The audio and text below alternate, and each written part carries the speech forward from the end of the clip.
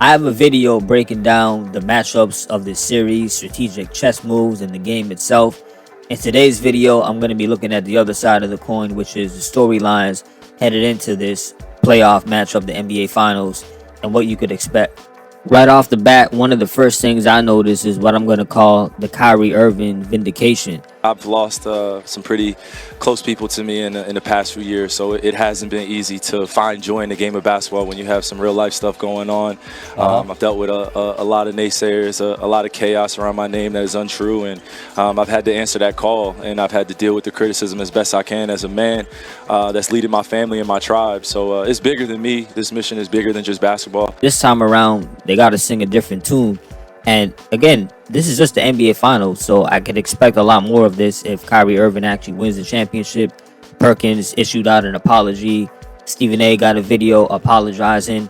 And the thing about this is, I don't think Kyrie Irving just automatically matured and grew up the way that is being portrayed often. That's not to say that he didn't show any growth in his personal life behind the scenes.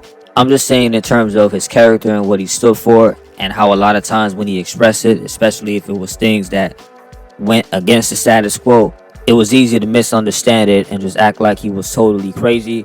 Now that he's on the verge of potentially winning a championship, it forces a lot of guys in the media and maybe even in the public to really reassess what he was trying to express and stand for a lot of times.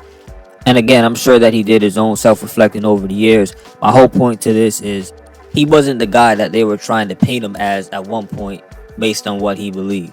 Another storyline that you could look out for, and this is a topic that I talked about, it is the face of the league. Nikola Jokic and Anthony Edwards were two faces, potential faces that have now been eliminated. But Anthony Edwards, there's a reason why they keep making that Michael Jordan comparison. That's a whole nother topic. If you compare MJ's third and fourth year to Anthony Edwards, it was clear that MJ was ahead, and I'm a huge fan of Edwards, by the way.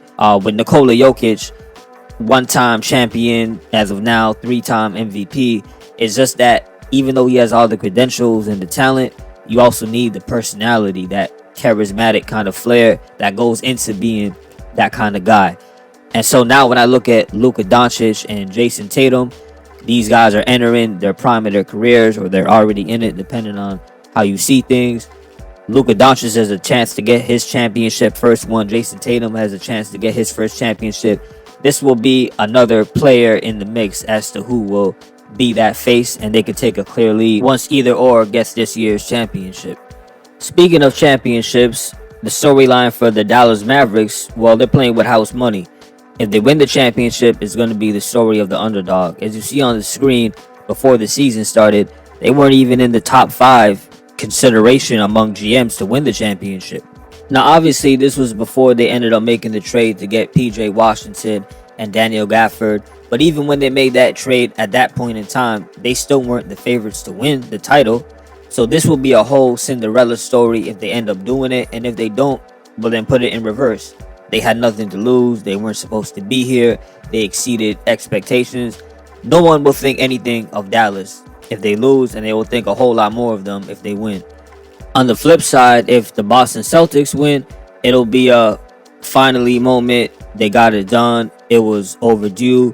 There was a clip where Draymond Green was even saying the reason why Jason Tatum is not getting as much MVP consideration as he should is that they are not getting it done. They aren't winning that championship, and that's what everyone expects of them. So that is kind of the narrative around it. Like, okay, Jason Tatum, you're the guy, superstar player, it's time you get it done.